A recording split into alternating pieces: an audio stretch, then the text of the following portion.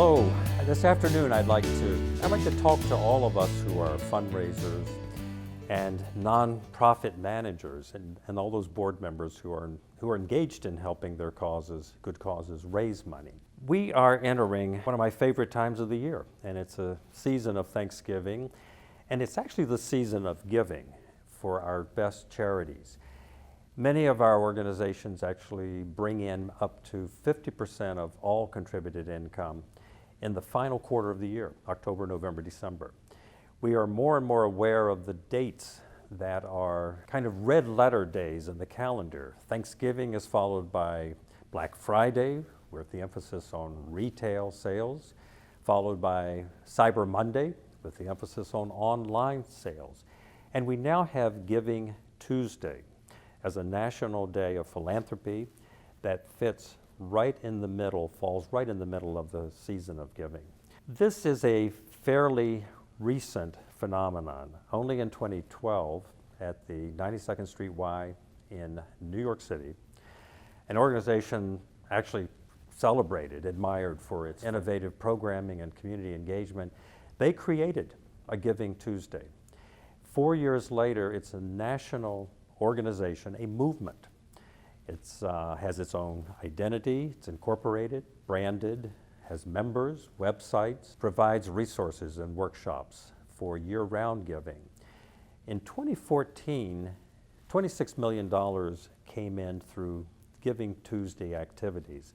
Not a big number within the total aggregated philanthropy in the U.S. for any year. It's a number that we expect to double and redouble every year as it goes forward, as more and more organizations join the Giving Tuesday movement.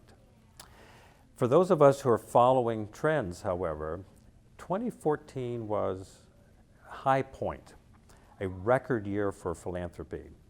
$358 billion given from all sources to all kinds of organizations. That was a record and a new high that eclipsed 2007, the former high, pre-recession high. What is noteworthy, though, is that out of this enormous outpouring of charity and investment in nonprofits, the total is only 2%, remains kind of stubbornly stuck at 2% of our national economy. That has been true, with give or take some variation, small variation. It's been true since World War II. When we look at Giving Tuesday, what is really at stake, I think, is how much of a driver this movement will become to expand philanthropy in the United States. It's a very competitive business, even as the total volume of philanthropy increases. I have a few pointers to offer to those who are still putting together and their Giving Tuesday messages and follow-up. One thing is, it works very, very well if you address it to lapsed constituents, be they members, subscribers, alumni. It also can work very well if you use it as a reminder to a year-end appeal that probably went out already in October and early November. Something else that I've seen work well is a kind of a rebranding of that giving moment. The Field Museum in Chicago, a very large organization, well-established, created its own Museum Giving Day around October 28th.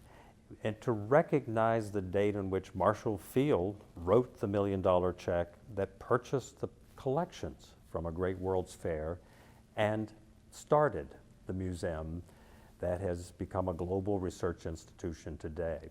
Think about how you can make Giving Tuesday stand out for you while also being part of what is a movement.